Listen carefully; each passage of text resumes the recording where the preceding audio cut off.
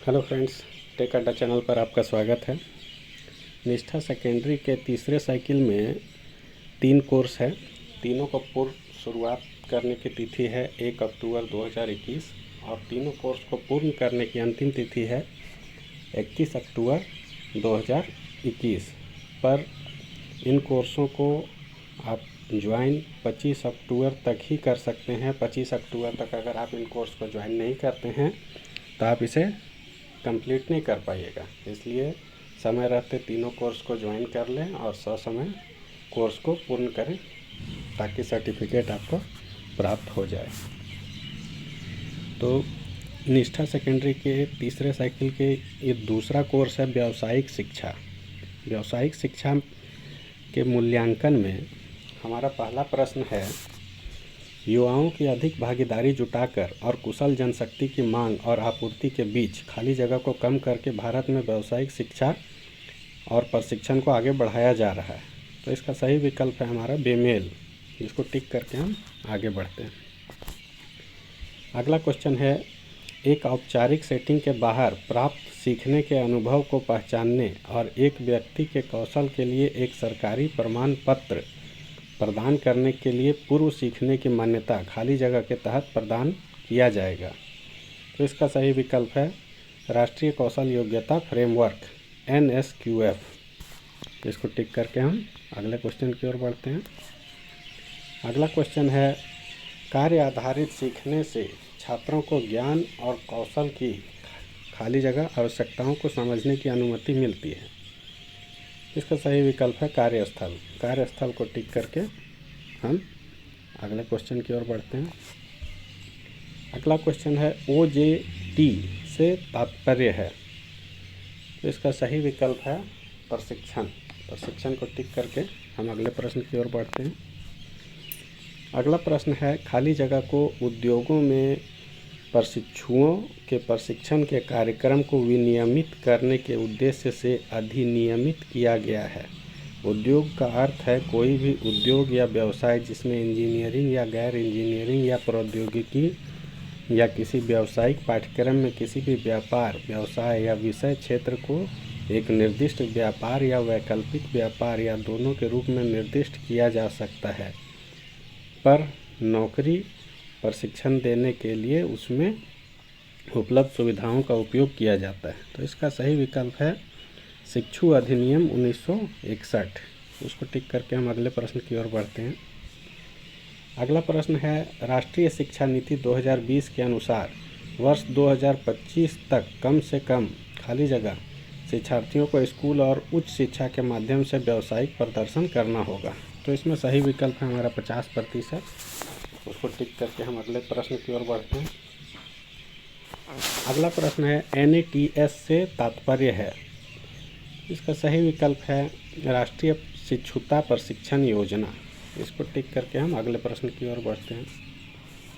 अगला प्रश्न है, राष्ट्रीय शिक्षा नीति 2020 द्वारा सामान्य शिक्षा और व्यावसायिक शिक्षा में गतिशीलता के लिए खाली जगह की सिफारिश की गई है। तो इसका हमारा सही विकल्प है क्रेडिट आधारित ढांचा। उसको टिक करके हम अगले प्रश्न की ओर बढ़ते हैं। अगला प्रश्न है, व्यावसायिक खाली जगह को यह समझने में मदद करेगा कि लोग विभिन्न व्यवसायों में बने रहने के लिए आवश्यक कौशल के लिए क्या करते हैं। तो इसका सही विकल्प है खोज। खोज को टिक करके हम अगले प्रश्न की ओर बढ़ते हैं।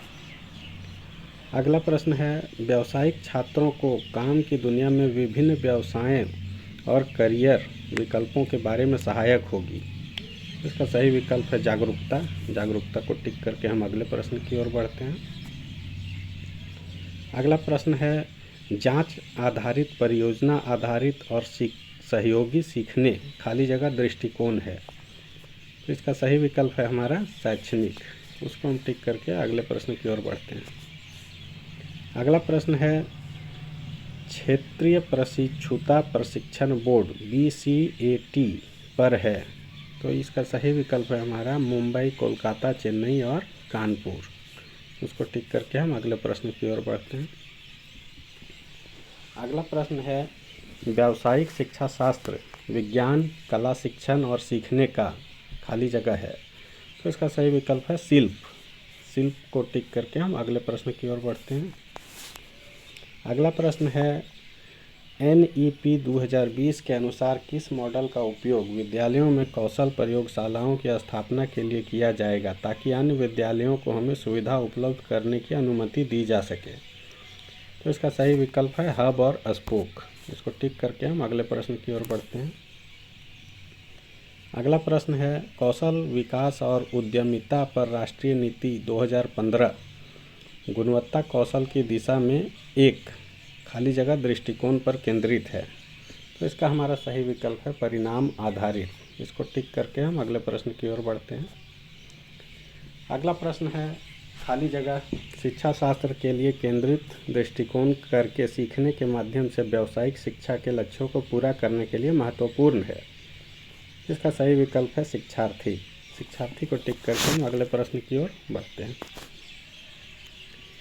अगला प्रश्न है योग्यता एक खाली जगह और मापने योग्य ज्ञान और कौशल है।